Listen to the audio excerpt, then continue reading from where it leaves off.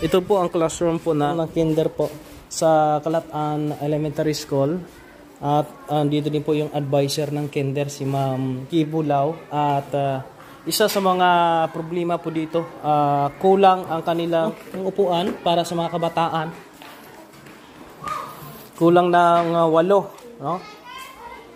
May mabibilin ma siguro dito na sa Sipalay? Oo.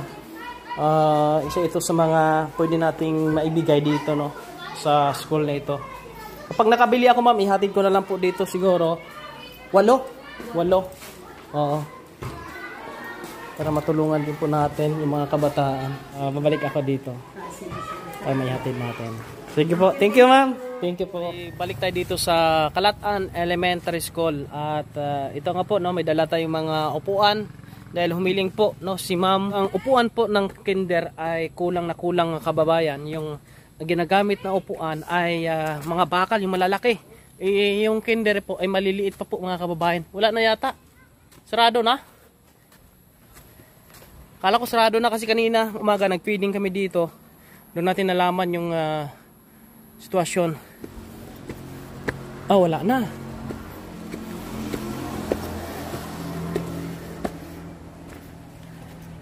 Tao po. Tao. Pasok.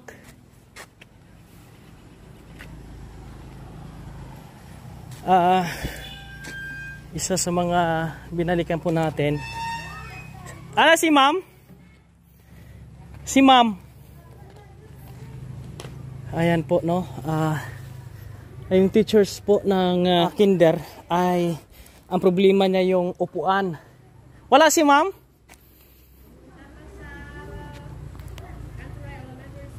Okay. Si ma'am. Andito yata si ma'am. Dito kami nag-feeding kanina. Ipapakita ko po sa inyo, mga kabayan. Hello, ma'am. Ma'am, good afternoon muli. Oo. Kasi yung kanina, nakita ko yung situation dito sa kinder. Ang kanilang kwarto po, mga kababayan. Hello, ma'am. Kasi sabi ni ma'am, kulang ng 8 pieces na para sa mga bata. Kaya gumawa tayo ng way at inano kaagad natin. Ayan, sige. Ito po yung room ng kinder. Okay. Ito kasi sinabi ni ma'am, itong ginagamit ng mga bata, pag kinder, maliliit pa, medyo mahirap. Ito yung mga ginagamit ng bata, kulang na kulang. Kulang ng 8. Kaya gumawa kaagad tayo ng action. Ipasok mo dito. I-turn over natin kay Ma'am Maria. Ayan. Ay Ma'am Maria yung upuan.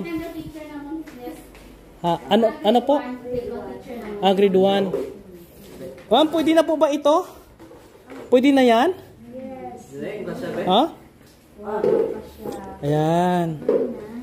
Para yung mga bata, yung bata na hindi na siya upo doon sa bakal. Ano mo na?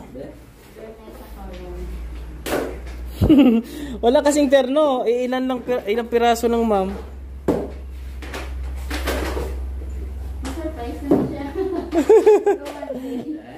Ayan. Para pagdating ng teachers po ng kinder, kumpleto ng kanyang upuan. Ayan. May meeting siya. Okay.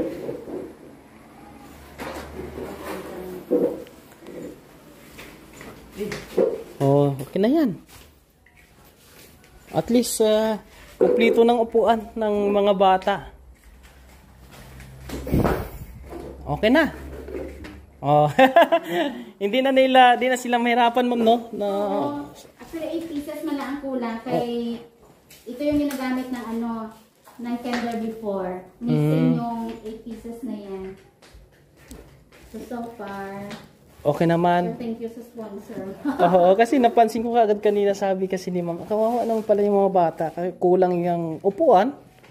Gawa natin ng paraan. May sobra pa naman tayo. Bilis, kaninang morning mo lang nakita. Oo. Kanang umaga kasi mga kabayan, no, nagkanta kami ng feeding program at libreng gupit dito sa school. Pero tayo gumawa kagad ng way. Ma'am, thank you. Thank you very much. Thank you so much. It's a blessing. Magulat yan si Ma'am. Magulat yan si Ma'am pagbalik. Surprise sa Monday. Nag-attend kasi siya na meeting. Okay. Ma'am, thank you ha. Thank you so much. Yan po mo lang. Isa din po dito sa mga ano natin, yung library at yung kanilang ano, yung pinakita natin sa una nating video, yung bubong. Ito po, papakita ko po ha. Ito, kanilang library at yung clinic. Yung bubong pa lang wala na, no? Yung kisame. Talagang, yan po, isa din po yan sa mga ano natin na pwede tayong makapagbigay ng tulong dito po, no, sa school na ito. Dahil dito po tayo nagtapos ng elementarya at talagang ang school na ito ay maliit na school, pero maraming estudyante dito ngayon, umaabot ng 194, no? 190, no? Yung estudyante nandito. Kaya maganda 'yun, matutulungan natin sila. Ma'am, thank you po ha. Bye-bye.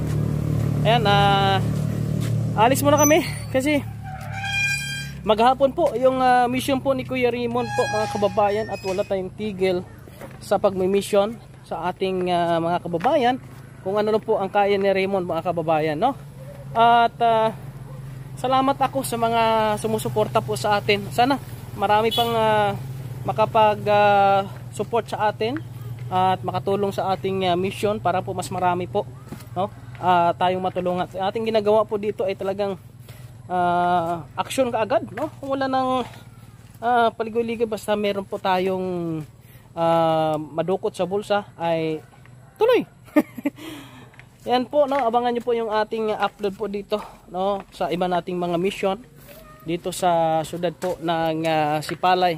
Maraming salamat po at pupuntahan din po natin doon si Jeffrey, no, si Jeffrey yung nakakulong doon sa isang parang tangkal ng baboy, at yung magkapatid na si Rizalyn, bisitahin din po natin para po ay makamusta natin at madalhan natin ang kanilang pangailangan. Ito po ngayon ang Kalat-an Elementary School, no, sa Barangay Cartagena, dito po sa syudad po ng Sipalay. 6 years po ako dito na nag-aaral po, mga kababayan. Talagang lahat po sa amin ay dito po nagtapos, no, sa elementary nito, dito po sa Kalat-an Elementary School. Nandito si Raymond sa Negros upang i-spread po natin yung mission po natin sa abot po ng ating kakayahan po, mga kababayan. Kaya po nandito si Raymond para mabigyan nating pansin yung mga kababayan natin na tulad po nito, no, sa school na ito ay napakaraming kulang, tulad yung kanilang clinic, tapos yung kanilang library. Maraming salamat po. And God bless po sa inyong lahat po, mga kababayan. God bless.